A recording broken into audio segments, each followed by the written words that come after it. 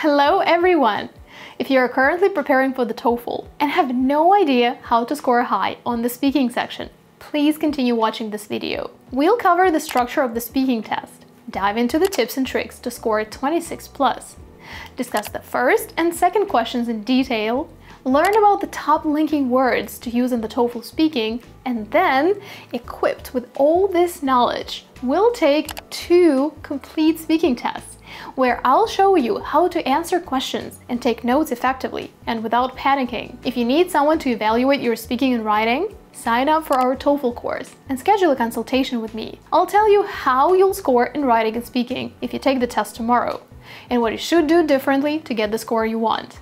Also, don't forget to subscribe to our channel to get more tips and tricks about the test, and click the bell icon to be notified when the next video comes out.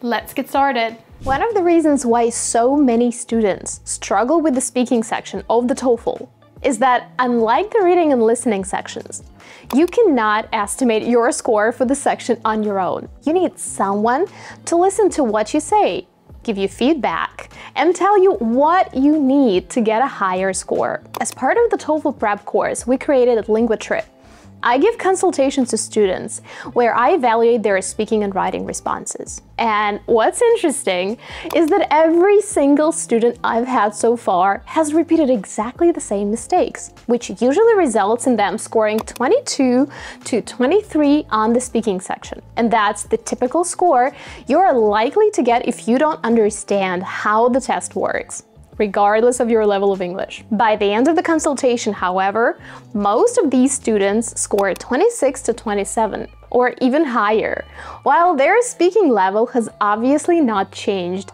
during those 30 to 40 minutes. So, what do you need to know to score 30 out of 30 on the day of the test? Grab a notebook and let's get started. Tip number 1, study the speaking scoring rubrics. To get a high score, you need to know what the evaluators are looking for. So the best way to succeed in this section is to know exactly what to say and what not to say. For example, some test takers only think about their grammar and vocabulary and completely ignore what they're saying. Others, on the other hand, do their best to give 2 reasons in type 1 question and start stuttering or making mistakes in order to finish on time. There are also those who think that they should give a broad summary of the reading in questions type 2 and 3, or those who think they should not summarize the reading at all. In any case, all these people will never score higher than 23.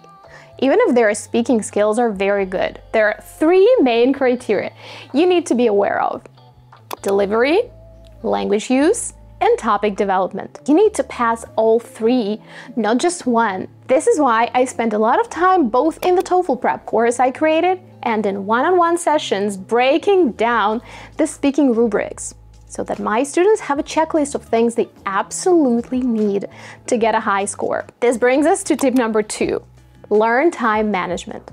The TOEFL speaking section is time sensitive, with only 4 questions to answer in 16 minutes. You have only 15 seconds to prepare for question 1 and 45 seconds to speak. And in those 45 seconds, you have to develop your opinion on a personal question and give reasons and examples for it. For example, you will be asked, do you agree or disagree with the statement that female and male university students should have separate residence halls? Now pause the video, give yourself 15 seconds to think about what to say, and try to give a detailed answer in 45 seconds, giving reasons and personal stories that would support your opinion. Not so easy, is it? So you need to practice managing your time effectively during your answers. Set a mental timer for each part of your answer, so you don't get caught off guard. For example, your introductory sentence in question type 1 should be no longer than 5 seconds. Otherwise, you won't have time to go into detail. In type 2 and 3 questions, you have to read the text, then listen to a conversation and a lecture, and then summarize what you learned in 60 seconds. Again, you need to know that you should spend no more than 15 seconds summarizing the reading. and at least 40 seconds giving details from the listening. You cannot effectively stay within the time limit if you don't use templates. Small structures for all 4 of your responses will help you score well and organize your ideas clearly. So tip number 3, start the same way for each question type. Simplify your approach by using the same introductory phrase for each question type. This will reduce the stress of getting started and help you start with confidence. This is why we need effective templates. For example, let's say your question type 1 looks like this. Your degree requires that you should choose a history course. Which of the following courses would you prefer?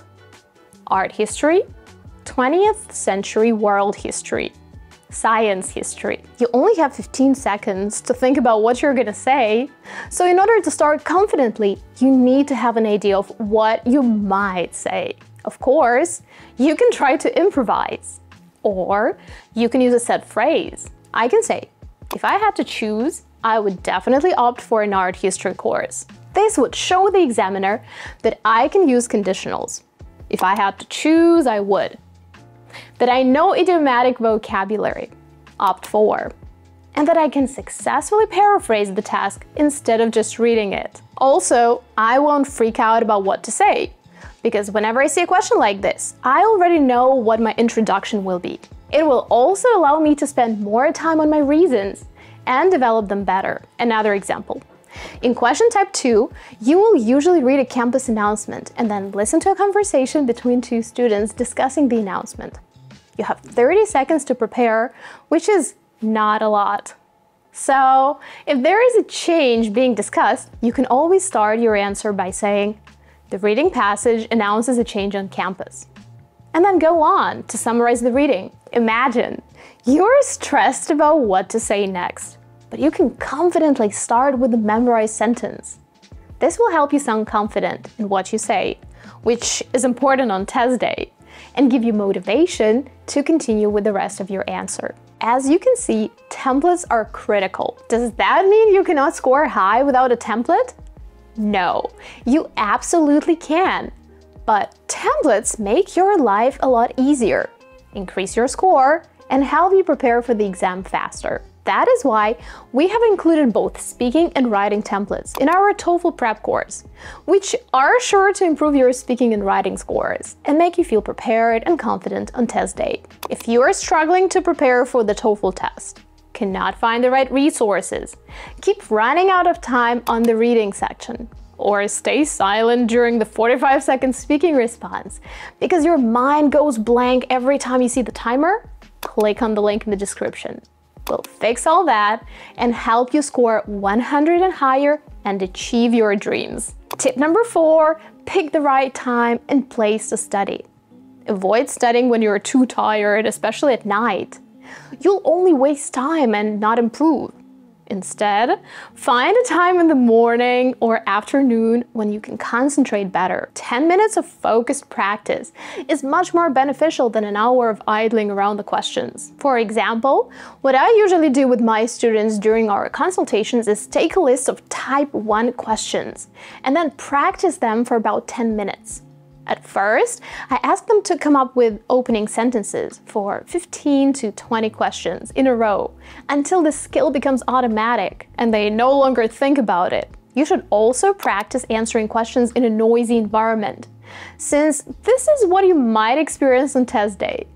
Of course, you can practice in a quiet room first, but then play some music in the background or turn on a podcast to distract yourself. On test day, you may hear other students talking, so it's better to be prepared for a noisy environment ahead of time. Tip number 5, use a timer.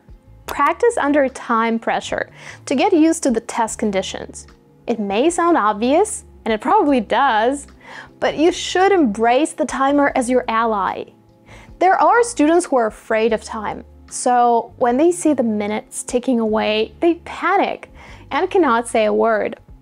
You can try speaking without the timer first, and then slowly incorporate it into your practice routine. Look at the clock at least twice during your answer to stay on track. For example, in questions 2 and 3, if you see that you have 40 seconds left, you should move on to the listening summary. Tip number 6, expand your vocabulary. Don't stick to the same set of words. Include a variety of vocabulary to showcase your language skills. A diverse vocabulary not only impresses graders, but also adds depth and richness to your responses. This doesn't mean that you need to stuff your answers with low-frequency academic words that no one uses except in academic articles. Use thematic and idiomatic vocabulary. In our TOEFL course, we have compiled a list of such words on various topics, so you don't have to find them on your own. If you choose to prepare on your own, research topics such as science, study, work, entertainment, environment, and come up with 10 to 15 word lists for each topic. Tip number 7, practice, practice, practice. You know what they say, practice makes perfect. Record yourself responding to various TOEFL prompts. Play them back, identify areas for improvement, and fine-tune your responses. The more you practice, the more comfortable and fluent you'll become. And hey, it's a great way to track your progress. I like to give my students raw scores for each answer they give, because it motivates them to keep going. Start with question type 1, then move on to question type 2, and so on. You can also do complete speaking sections on YouTube to simulate the test conditions. Tip number 8, get professional support. Consider seeking guidance from experienced teachers. Whether it's a TOEFL tutor or an English teacher, having someone to guide your studies can be immensely beneficial. You can take our Get 100 Plus on TOEFL course to improve your skills, or use any other professional support out there. The important thing is that you get feedback a little earlier than a few days before the test. If you schedule a consultation the day before the TOEFL test, you will not have time to implement the skills and feedback that you will receive. So allow at least a few days between your consultation and the test. If you want to know how to tackle the first question of the TOEFL speaking section and learn strategies to get a high score without stressing out, you've come to the right place. So let's dive into the first question of the TOEFL speaking section and try to answer it. Do you agree or disagree that it's important for young people to learn some domestic skills, like cooking, sewing, and taking care of children? 15 seconds to prepare.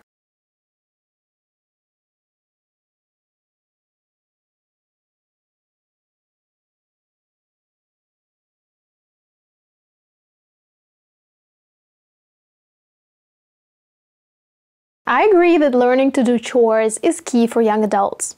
First, it'll help you avoid lots of struggles in your adult life. I have many friends who started living on their own and had no idea how to cook. And they ended up eating out all the time, which wasn't healthy or cost-effective. Some of them would live mostly on fast food, while others chose cafes and restaurants. So either their health or their budget suffered. Besides, as an adult, you have so much more to think about rather than how to load the dishwasher or what detergent to use for your laundry. So if you master all these skills while you're still relatively free of adult responsibilities, you'll thank yourself later. All right, we've answered the question. Now it's time for step 2. Let's quickly discuss the question itself. TOEFL speaking question 1 is often called the independent TOEFL speaking question, or the personal choice question. As you just saw, this question asks you to give your opinion on a given topic. There are 3 main types of independent speaking question. Most often, it asks you to agree or disagree with a given statement, like the question we just did. You can also see questions like this. Which one do you prefer? To buy the newly released e-product as soon as possible, or to wait for a while and then decide whether you want to buy it or not. Here they ask you to pick between 2 options. Or like this. Do you think it's important for parents to teach their kids to learn how to manage money? Use reasons and specific examples to support your opinion. Here, you need to talk about a hypothetical situation. In any case, your answer will be pretty much the same. You don't need to change the structure. Time for step 3, how your response is scored. You get a raw score for each question of the TOEFL speaking section, on a scale from 0 to 4, with 4 being the highest score. The speaking rubrics involve 3 parts: delivery, language use, and topic development. According to the EDS, to get a high score for delivery, 1. You should speak at a natural pace. 2. Your speech should be clear. 3. Your pronunciation and intonation should be easily understood. For language use, you should 1. Use grammar and vocabulary automatically and effectively. 2. Avoid too many mistakes that make your speech difficult to understand. Finally, topic development is all about 1. Giving a relevant response to the topic. 2. Providing enough details. 3. Connecting your ideas well. Now, let's move on to step 4. Useful tips. Number 1. Use templates. Since your response time is limited, it is very helpful to have a small structure to guide you through your answer. You can use the templates you find online, or take our TOEFL prep course and use the templates we provide. You can find the link to it down below. 2. Practice making an opening statement quickly. It's hard to believe, but many students struggle because they can't get their opening statement out in the first 5 seconds, wasting time they could have spent providing details. To practice, take a list of 20 to 40 independent speaking questions and try to make an opening statement for each of them very quickly. This will help you feel more confident. Speak naturally. Many students lose points because they stuff their answers with overly complex words, too many idioms, or advanced vocabulary. Instead, imagine you are speaking to a friend. Would you tell him or her, "My stance regarding this issue is that adolescents should educate themselves on the process of doing household chores"? Not really. So, focus on what you say, rather than how you say it. The only thing is, avoid repeating the same word too many times in your answer. 4. Don't spend too much time on your notes. You'll only have 15 seconds to prepare, so don't waste this time on writing down many things. If you want, write 1 or 2 reasons you'll give, not to forget them, but spend the remaining time thinking about what you'll say. 5. Don't be too formal in your answers. I see many students who say first and foremost, second of all, in conclusion. You don't need that. Your answer should be natural sounding. 6. Don't be afraid to make mistakes. You can get a perfect score even if you make several mistakes. The important thing is that they shouldn't interfere with the meaning. For example, if you say to be good in something instead of to be good at something, the listener will still be able to understand. Of course, if you have too many mistakes, it will affect your score. But don't worry too much if you make 2 to 4 minor slips. I have so many students who think only about grammar, and once they make a mistake, they are like, "Oh no, I failed. I cannot continue speaking." And they start stumbling and stuttering and don't finish their answer. Believe me, this is much worse for your overall score. Also, don't be afraid of making some pauses. Actually, it's impossible to speak without making pauses. The important thing is that these pauses have to be content related, not vocabulary or grammar related.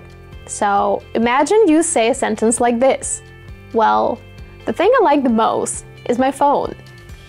That's okay. However, if you say something like this: "Well, the thing I like most is my phone," that's not okay, because the examiner will see that you either do not remember some word or you cannot use grammar freely. The next tip: don't give 3 reasons for your opinion.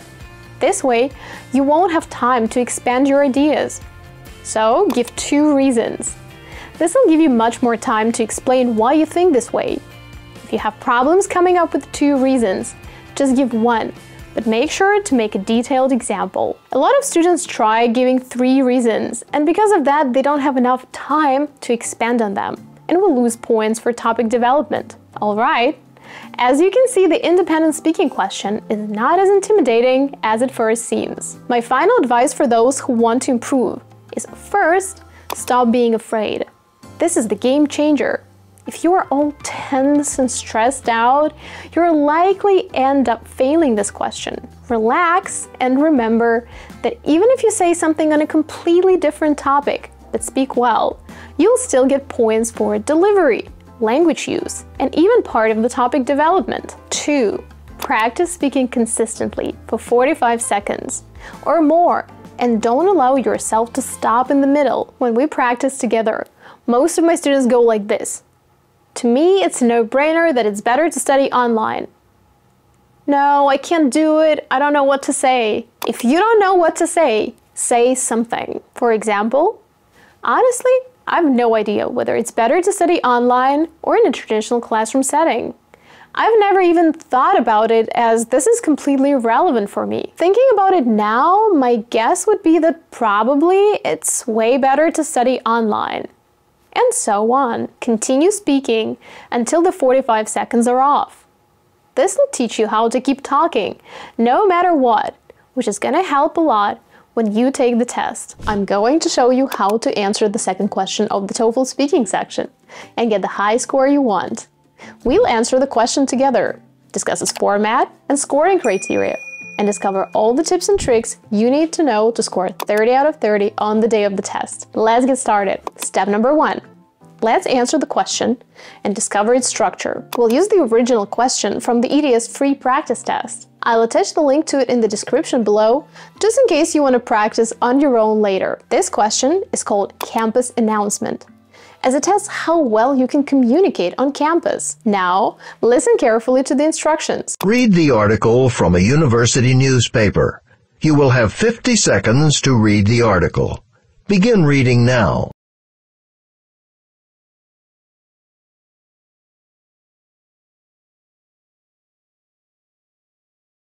Let's pause for a second. As you can see, the first part of the task is to read a text about a campus-related topic. While you read, you should write down 2 things. 1. The main idea of the passage. Ask yourself, what is this text mainly about? You'll usually find this information in the heading and in the first couple of sentences.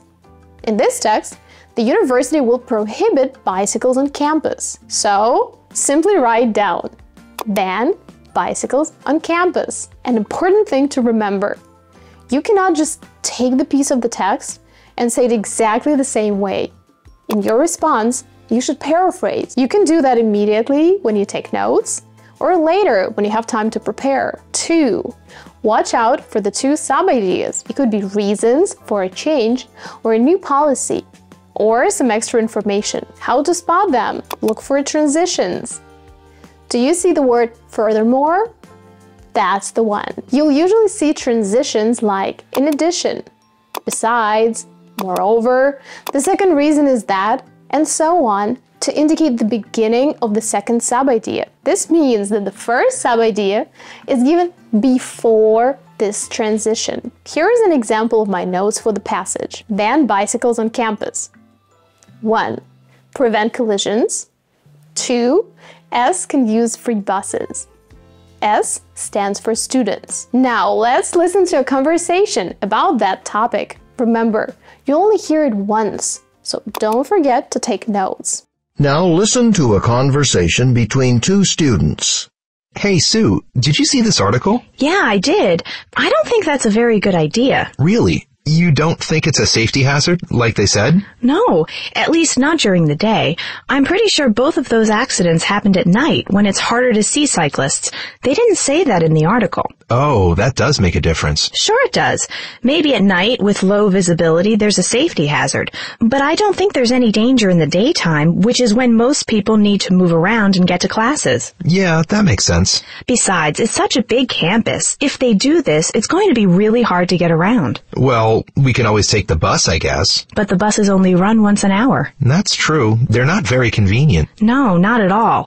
If people have to take the bus, we'll end up sitting around waiting for the next one all the time, and we're all too busy to waste our time doing that. As you see, the conversation is between 2 students, and one of them gives 2 reasons for their opinion. In some tasks, the student agrees with the announcement. In some, the student disagrees. My notes for this question look like this. Disagrees. 1. accidents happened at night, difficult to see, low visibility, day, no danger. Most S, commute during the day. 2, big campus, hard to get around, buses run once an hour. S, will waste time waiting. Too busy. S stands for students. You can write a bit more or a bit less, depending on your speed of writing. The important thing is that you don't get distracted from listening. Now, you'll have 30 seconds to prepare your response and 60 seconds to speak. After the signal, you can pause the video and try answering on your own. Then continue the video and listen to my response.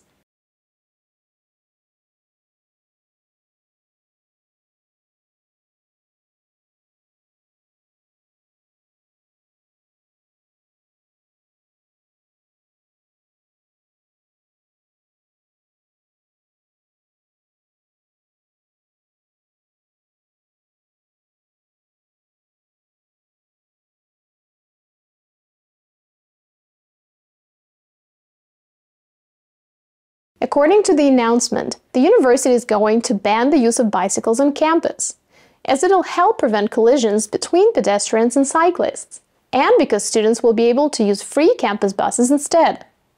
The speaker disagrees with this idea and provides 2 reasons in support. First, she says that the accidents described in the article occurred at night, when the visibility is poor and it's difficult to see cyclists. However, most students commute during the day, when this problem doesn't exist, and as a result, there is no safety threat. Second, she mentions that the campus is a large area, so if students aren't allowed to use bicycles, getting around will be problematic.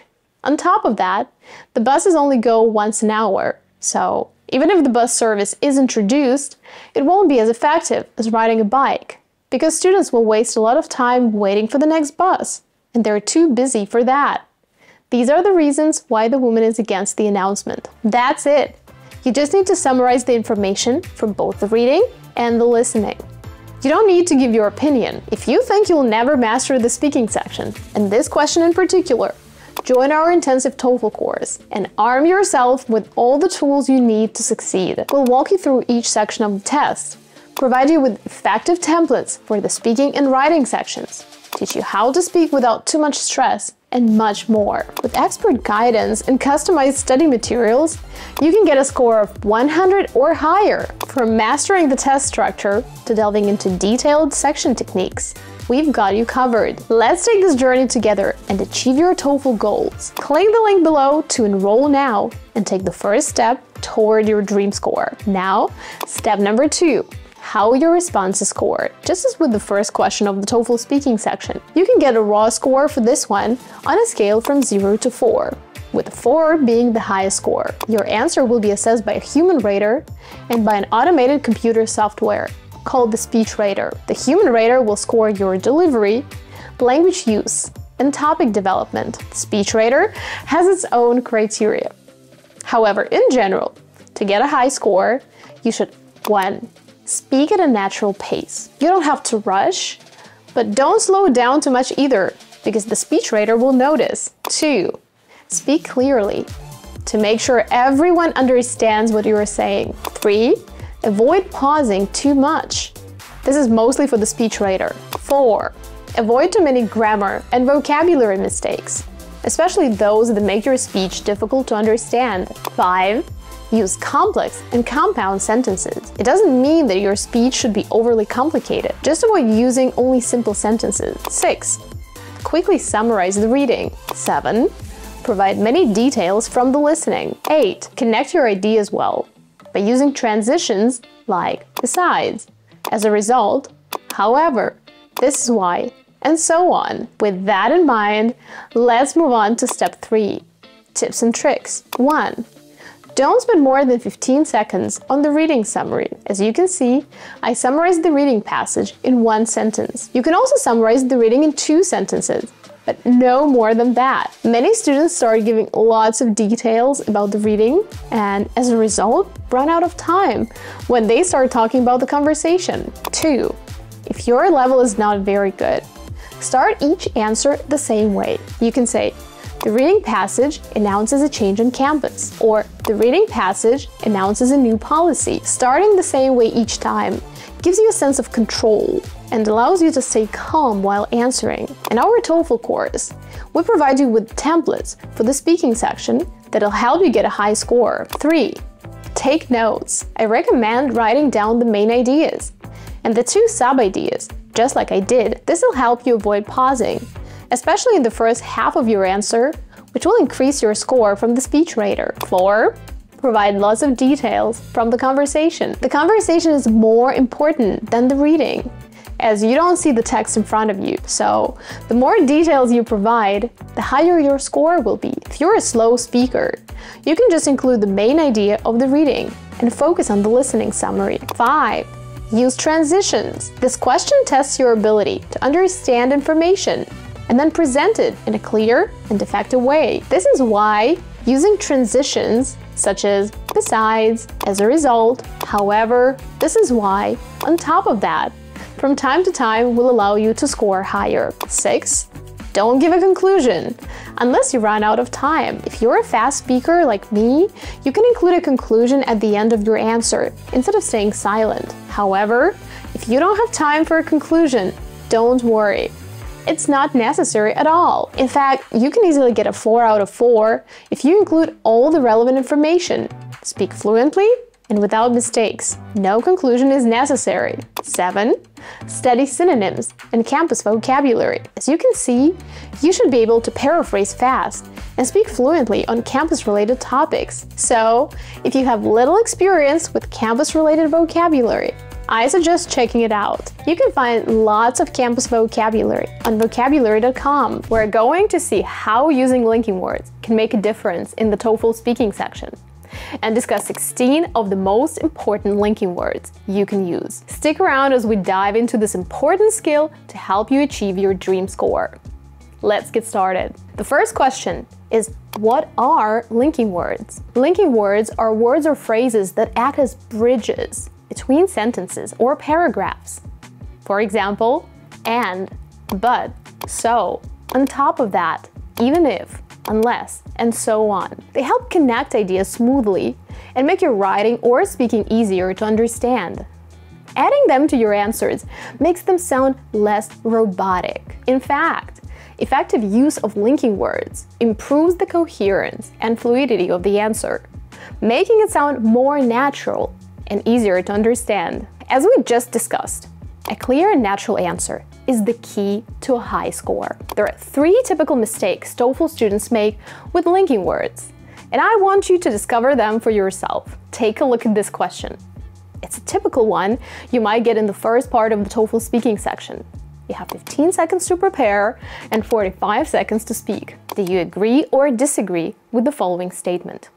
If you want to succeed in business, being outgoing and friendly is very important. Now listen to my first answer and tell me what you think. I agree with the statement that being outgoing and friendly is important for success in business. It helps in building rapport with clients, colleagues, and customers. This can lead to better negotiations and opportunities. My boss is a very sociable person. He makes business connections easily. This has allowed him to expand his business and find many business partners.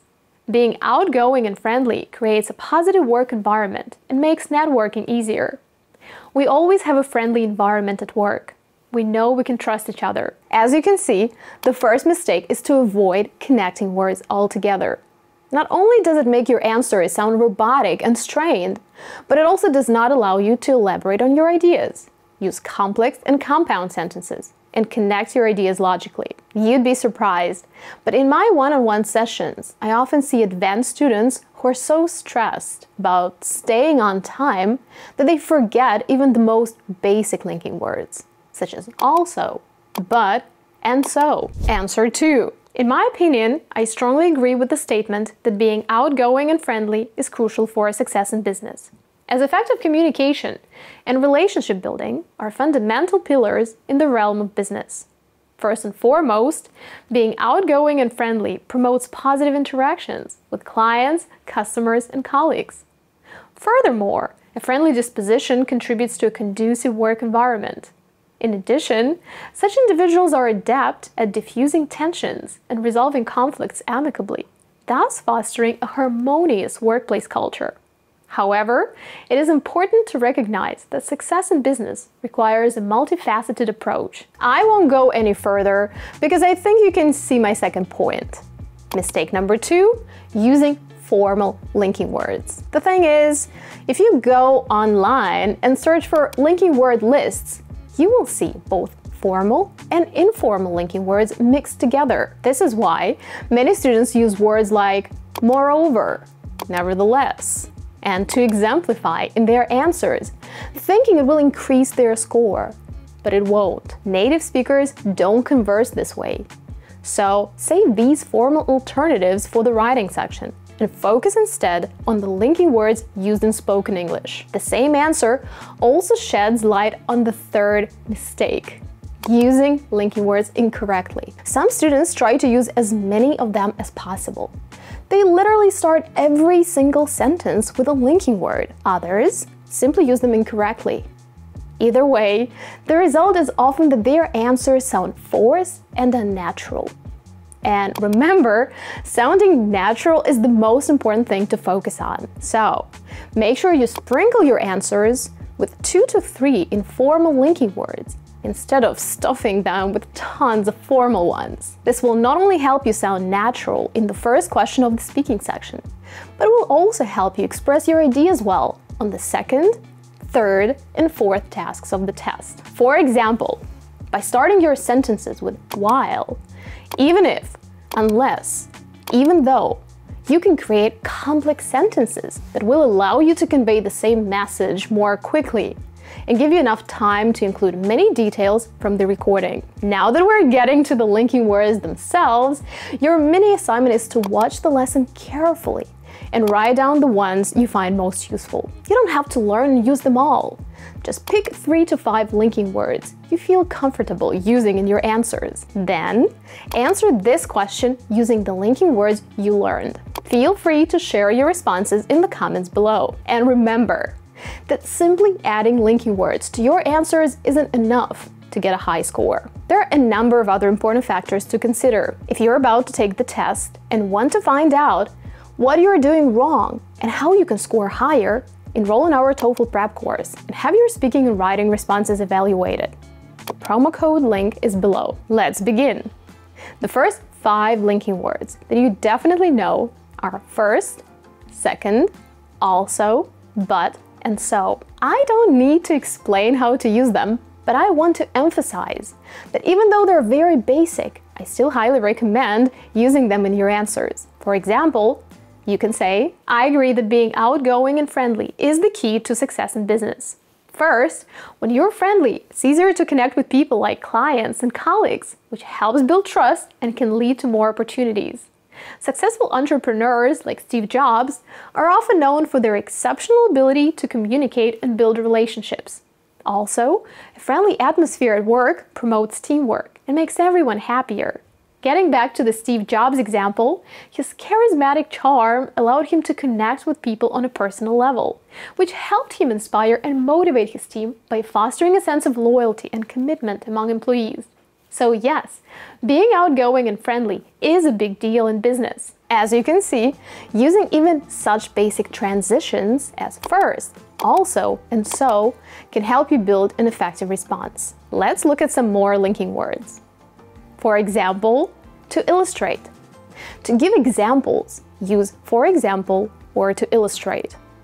I could have said, for example, successful entrepreneurs like Steve Jobs are often known for their exceptional ability to communicate and build relationships. You can also just use the linking words like or such as I did in my example. Successful entrepreneurs like Steve Jobs, or successful entrepreneurs such as Steve Jobs. The next few linking words are unless, even if, while, and even though.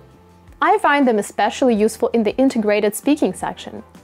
Imagine you have to summarize a lecture in 60 seconds. You should include a lot of details.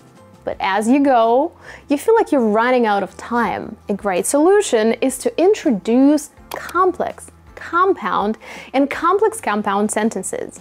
This will help you say the same thing in a much shorter way. Let's look at a few examples, taken from answers to integrated speaking questions. Even though children may not know how to behave at first, they soon learn that bad behavior is punished and good behavior is rewarded. Number 2.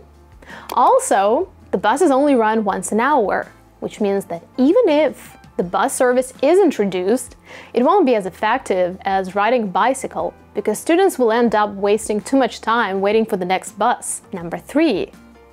So, unless a car works the way it's supposed to and lasts a long time without breaking down, it's considered unreliable. Number 4. While the health center does need more doctors, it's tiny and there is simply not enough space to accommodate them. If you want to explain the reason or cause for something, you can use "that's why" and "as a result." For example, I've been making an effort to prioritize sleep. That's why I feel more refreshed and focused during the day. Or, as a result, I struggled to keep up with my coursework and ended up turning in many assignments at the last minute. Finally, to add another point, you can simply use "also" or use "on top of that." I already have a lot on my plate with work, school, and family responsibilities to take care of. On top of that, I have to deal with stress of planning my sister's wedding, which is adding even more pressure. We're going to break down the entire speaking section of the TOEFL test so that you can see for yourself all the do's and don'ts. We'll be using the ETS free sample test, which you can find in the description below. As always, I recommend that you pause the video after each question and try to answer the questions on your own before listening to my responses. This way, you will not only learn new information, but you will really practice and get one step closer to your dream score. If your TOEFL test is coming up and you want to get to your target score as quickly as possible, click on this link to get access to all the materials and resources you need. And because you're watching this video, we're giving you a discount promo code. So let's pretend that today is the day of your test and get started. As with all TOEFL sections, you will first see the instructions. Then, the first task. You will see a question and you will have 45 seconds to answer it. The important thing is that you only have 15 seconds to prepare. So don't panic and use this time to your advantage. Let's give it a try. State whether you agree or disagree with the following statement. Then explain your reasons, using specific details in your explanation. Learning through online courses is more effective than learning in the traditional classroom setting. I absolutely agree that online classes are much more beneficial for learning. First of all, studying online saves a lot of time on your daily commute. I remember when my friend used to take a TOEFL prep course in downtown LA, he had to waste a couple of hours a day getting there and back. However, if he had prepared for the test online, he would have been able to invest all that time in taking practice tests and studying on his own, which would have allowed him to get the score he needed much faster. Second, distance learning also allows you to take courses from anywhere in the world, regardless of your location.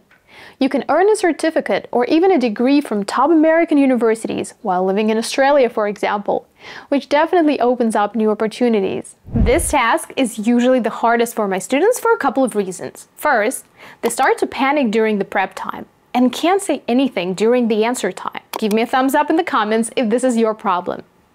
Second, some students make the first introductory statement too long. For example, they might say something like, "I absolutely agree that learning through online classes is much more beneficial than learning in the traditional classroom setting. And there are a couple of reasons why I have this opinion." This makes them waste a lot of time, and they can't elaborate on their reasons and examples. Some don't use transitions, such as "on top of that," "however," "as a result." Others pause too much and say something like, "I agree that online courses are much more beneficial for 2 reasons." And most struggle to come up with relevant reasons and examples. As you can see, there is a lot going on in those 45 seconds, which is why I usually devote most of my time during our consultations to this type of question. Now, let's move on to the second part of the speaking section. The next 3 questions are called integrated speaking questions because you no longer have to think about what to say. You must read, listen, and then summarize what you read and heard. In question 2, you'll read a text about the change on campus and then listen to 2 students discussing this change. Your task is to write down the main idea of the reading, what this change is about, and then listen carefully to one of the speakers in the conversation. This person will express their opinion about the change and give 2 reasons for this opinion. For example, I support this change because reason 1 and reason 2. Now, let's get down to business. Read the article from a university newspaper. You will have 50 seconds to read the article. Begin reading now.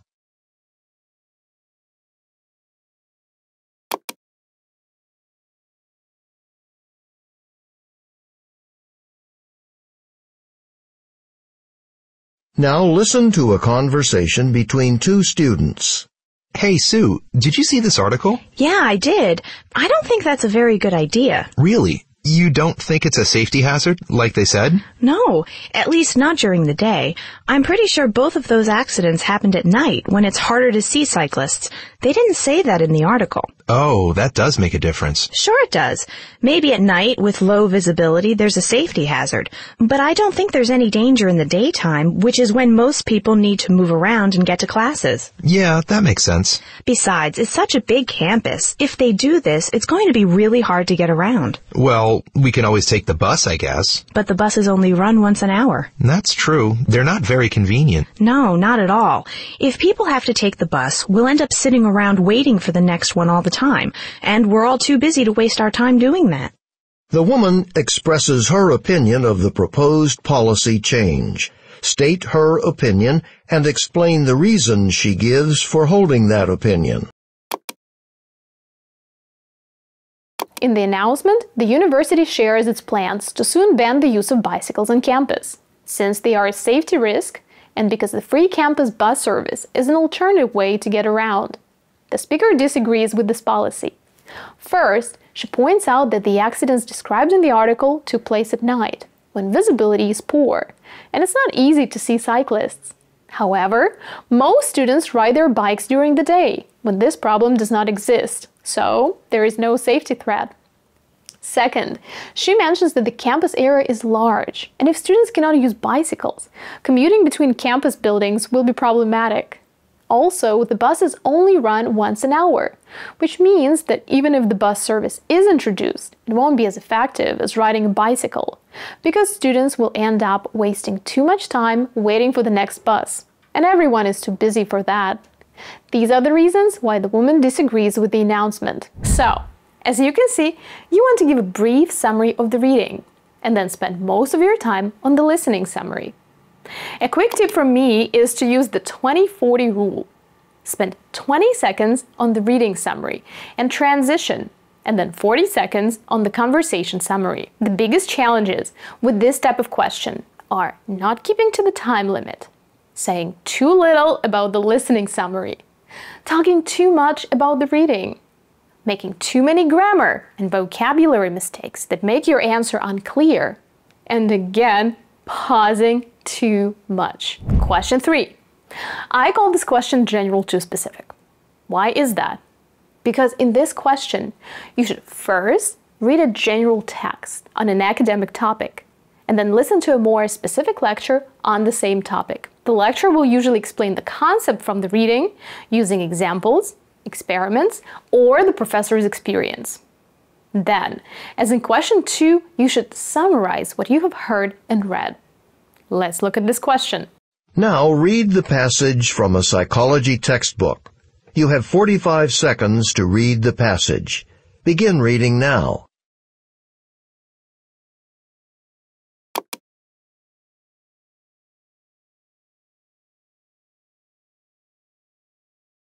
Now listen to part of a lecture on the topic in a psychology class. This happens all the time with kids in schools. Say there's a little boy or girl who's just starting school. Well, they're not really used to the rules about proper behavior for a classroom. So at the beginning they might, interrupt the teacher, walk around the classroom when they're supposed to be sitting down. Just misbehaving in general. Okay, but what happens? Well, the teacher gets angry with them when they act this way. They might get punished. They have to sit at their desks when everyone else is allowed to go outside and play. And they certainly don't like that. Soon, they'll learn that this kind of behavior gets them in trouble. They'll also learn that when they raise their hand to talk to the teacher and sit quietly and pay attention during class, they're rewarded. The teacher tells them she's proud of them and maybe puts little happy face stickers on their homework. Now that their behavior gets a good reaction from the teacher, the kids learn to always act this way in class and not behave the way they used to. Using the example from the lecture, explain what behavior modification is and how it works. The reading passage is about behavior modification, which is when we change the way we behave after learning about the consequences of our actions. The professor delves deeper into the subject by using the example of children just starting school. He says that at first, kids don't know how to behave in class and may interrupt the teacher, walk around the classroom, or misbehave in some other way. However, after seeing the teacher get angry with them and maybe even punish them for this sort of behavior, like making them sit at their desks while other children play outside, the little ones realize that bad behavior will result in negative consequences for them. On the contrary, when they behave well, such as raising their hands to speak or sitting quietly and paying attention in class, children are rewarded with praise from the teacher or happy face stickers on their homework, which motivates them to behave that way in class and avoid bad behavior. Well, how was that? As you can see, this question can be challenging for people who have trouble summarizing things quickly and effectively. A typical situation I see with my students is that a person starts talking and either does not include some relevant details or tries to say too much and runs out of time. A little tip from me: use complex and compound sentences. They always help to get the same message across, but in a much shorter and more concise way. If you feel this is a bit too challenging for you, don't worry. These questions may seem difficult at first, but with a little practice, you'll be able to crack them like nuts. If you want to learn the special formula for summarizing the lecture in a fast and effective way, join our TOEFL course. We'll practice each question of the speaking section separately, and make sure you ace the speaking section. Last but not least, question 4. For this question, you only have 20 seconds to prepare, and the same 60 seconds to speak as in question 3. This is because you don't have to read the text. You just listen to a lecture. It usually starts with the professor talking about some topic or issue, and then you will hear 2 examples that will illustrate this concept. For example, 2 types of mammals, or 2 marketing strategies. So your job is just to listen carefully, take notes, and then summarize. Let's give it a shot. Listen to part of a lecture in a business class. If a consumer has to choose between 2 products, what determines the choice? Assume that someone, a purchaser, is choosing between 2 products that cost the same, okay? If people have a choice between 2 identically priced products, which one will they choose? They choose the one they think is of higher quality, of course. But what does it mean for a product to be a high-quality product? Well, business analysts usually speak of 2 major factors of quality. One factor is reliability, and the other is what we call features. So reliability. What's reliability? Well, a product is reliable if it works the way we expect it to work, if it can go a reasonable amount of time without needing repairs. If a product, a car for example, doesn't work the way it should and needs repairs too soon, we say it's unreliable. So product reliability means basically the absence of defects or problems that you weren't expecting. It used to be that when people thought about product quality, they thought mainly about reliability. Today, it's different. People do still care about reliability, don't get me wrong.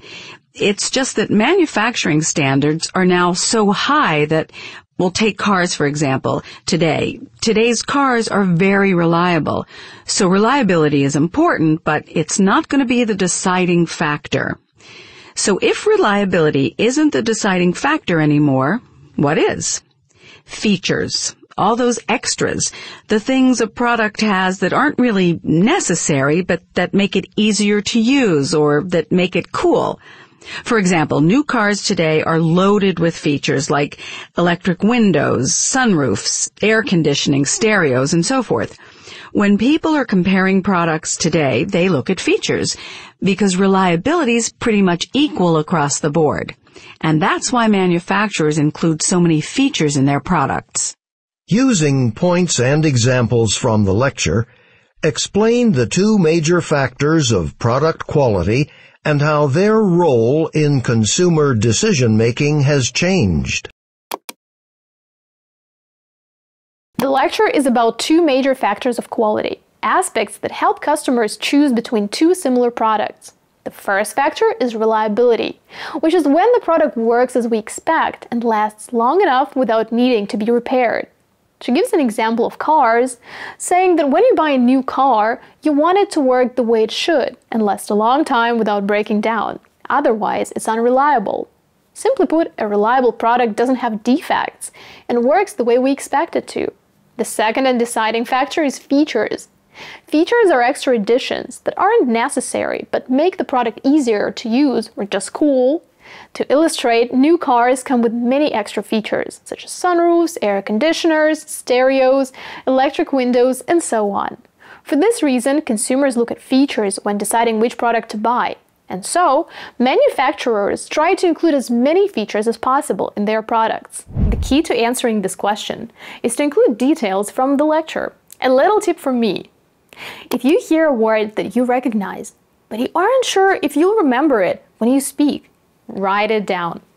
That way, you have a little list of words to guide you through your answer and help you speak fluently. Also, don't waste too much time in the beginning. Just introduce the general topic and talk about the two things in turn. We'll do an entire TOEFL speaking section together. By the end of this video, I hope you will understand that the TOEFL speaking test is not as scary as it seems, and you will be equipped with all the necessary tools and knowledge to tackle it effectively. Let's get started! The test we'll be taking is from the ETS website. You can find the link below.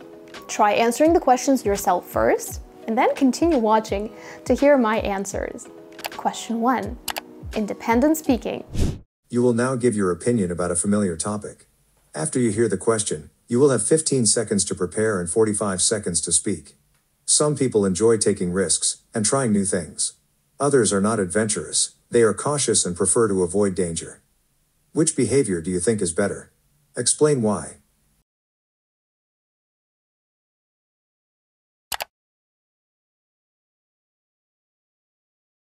I believe people should take risks and try new things because it allows them to constantly grow and improve their lives. I remember back in college, I always said yes to all kinds of activities and events. For example, I would join different clubs and sports teams even though I had no prior experience, like playing soccer, fencing, and participating in theater productions. Nothing too risky, of course, but while I was a little nervous at first, it helped me discover new passions and improve my teamwork and communication skills. It also allowed me to build a diverse network of friends from all walks of life, many of whom I still keep in touch with today. This question is usually the hardest for most students because you should speak non-stop for 45 seconds and also think about what to say at the same time. I often see how students struggle with it during the consultations I give for our TOEFL prep course and in my one-on-one sessions. The truth is, it's not as hard as it seems. You should do a certain list of things that will help you answer this question effectively. And don't panic. In fact, this is my favorite part to explain during my consultations because I love to see people who have been struggling with their answers finally start to produce solid responses without pauses, which completely changes their scores. So first, drill the introductory sentence. That's the first sentence in your response, and you should be able to produce it like this for every question you come across. Then, give one reason for your opinion. You can give two if you're a fast speaker, but often having one clear reason is more than enough. Besides, this way you can elaborate on your point and provide more details. Which brings us to part 3, drill examples. In fact, every example you give in the independent question is almost the same. You start by creating context. For example, I remember when I was a kid, I used to ... Then you add details. I'd come back from home and I'd do my homework and then ... And finally, you show some results. Why this example is relevant. For example, this allowed me to ace my exams and ... So for this question, you should simply choose one of the two options. State your choice at the beginning and then give one reason why you think so, and finish with a detailed example. By the way, if you want to know the speaking and writing templates that make up half of your answers and allow you to boost your score from 22-23 to 25-27, click on the link below. By using these templates, you'll feel confident and relaxed on test day and know exactly what to say for each type of question. And because you're watching this video, there is a special promo code you can use. Now, question 2, campus announcement. The university is making a change in the courses it will offer. First, read the article from the university newspaper about the change. Next, listen to a conversation on the same topic. You will then be asked a question about what you have read and heard.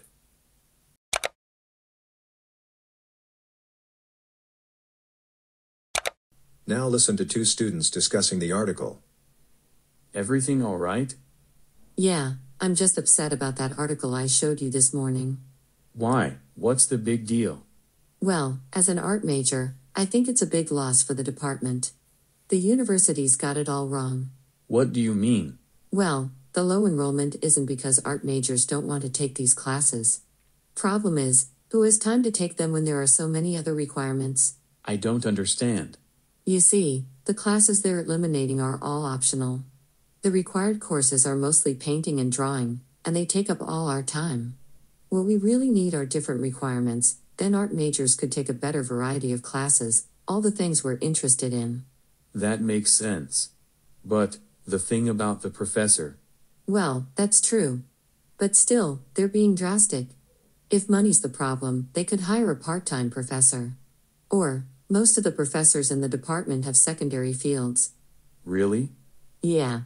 At least a few painting teachers are also great sculptors. I'm sure one of them could teach a class. The woman expresses her opinion of the university's plan. State her opinion and explain the reasons she gives for holding that opinion.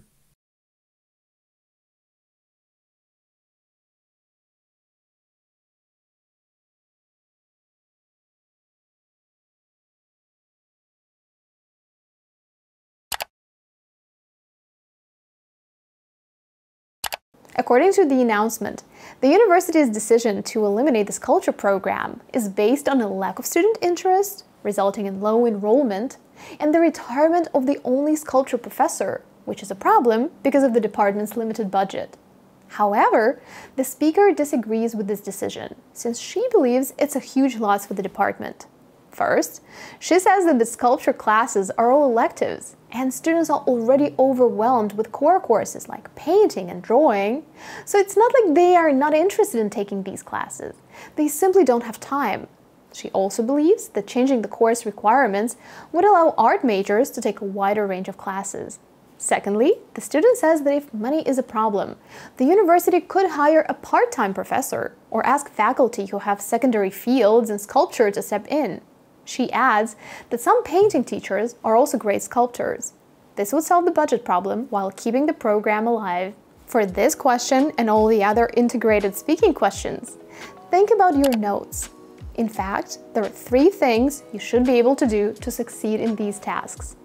1. Understand the reading and listening material well. 2. Take and organize notes effectively. And 3, make sure you present the information logically.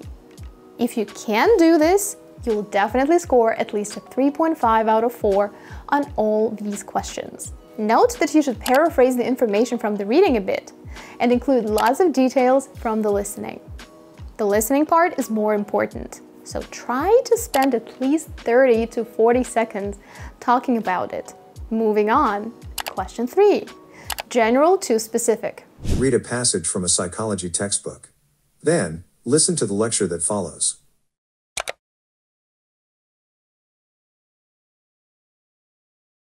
Listen to part of a talk in a psychology class. I think this will help you get a picture of what your textbook is describing.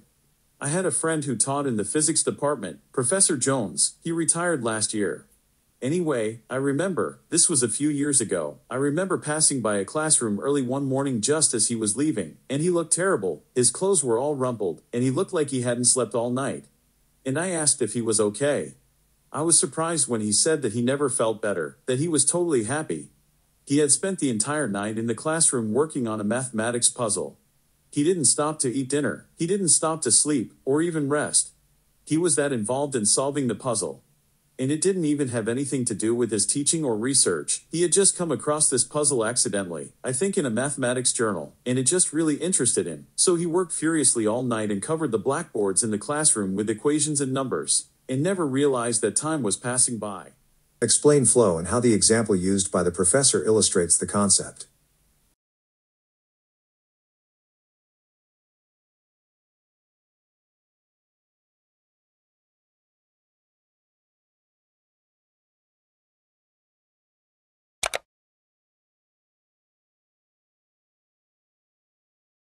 The reading is about flow, which is when you are so immersed in an activity that challenges your physical and mental abilities that you lose track of time and feel deeply satisfied with what you are doing. The professor delves deeper into the subject by giving an example of his friend, Professor Jones, who used to teach in the physics department. He says that his friend once stayed up all night working on a math puzzle that he had stumbled upon and which had no connection to his research or classes. He adds that Jones was so excited to solve it that he worked hard all night, writing numbers and equations on the blackboards in the classroom, without stopping for dinner, sleep, or rest, completely forgetting the time. However, when the professor saw him the next morning, looking disheveled and terrible, his friend Jones said that he had never felt so happy. How was that? For this question, try to avoid pausing too much and using too many and so on. Does that mean you should talk like a robot? Not really. You can pause, but not too much. If you pause every 1 or 2 words, it will lower your delivery score. Also, don't repeat the same words too often.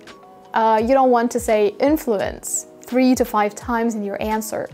Instead, think about how you can paraphrase or change the structure of your sentences. When practicing, it's always good to record yourself speaking, or even script your answers for the first few attempts to see if you have favorite filler words or words you keep repeating. But I think the main point here is to be able to give a lot of information in a short amount of time. So you'll need complex and compound sentences. Add sentences with which, when, if, so, while, and so on.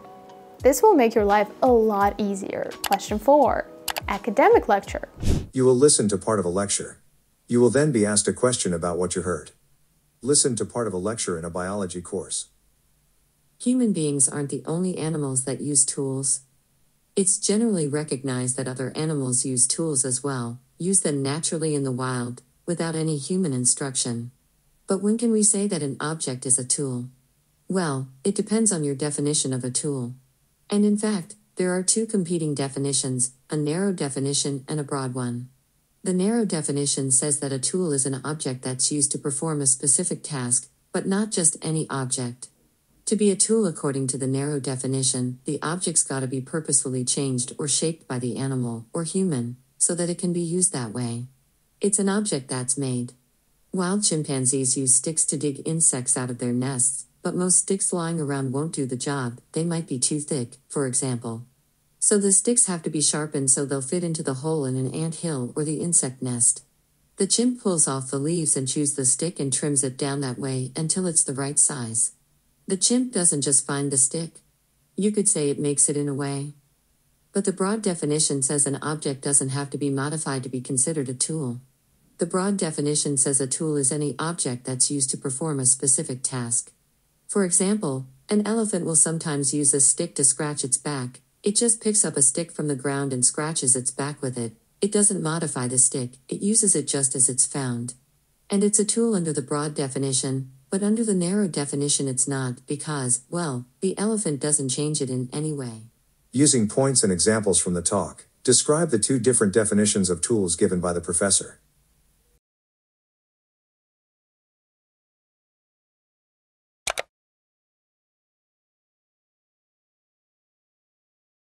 In the lecture, the professor discusses two competing definitions of tools that can be used both by animals and humans. The first is the narrow definition. According to it, a tool is an object that has been intentionally modified or shaped to perform a task. She gives the example of wild chimpanzees who use sticks to get insects out of their nests. To do this, however, the chimps have to modify the sticks. They remove the leaves and chew the sticks so that they have the right size to fit into the insect nests. In this way, the chimpanzees adapt the object to their needs, which fits the narrow definition of a tool. The broad definition, on the other hand, is that a tool is any object that is used for a specific task without the need for modification. An example given in the lecture is that of elephants using sticks to scratch their backs.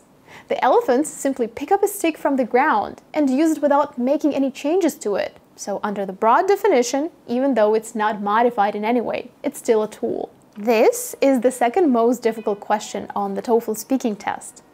The main challenge here is to understand the information well and not get overwhelmed by the number of details. I know the first time you hear a lecture like this, you think, oh my god, how am I supposed to write all this down? Well, don't try to write down too much.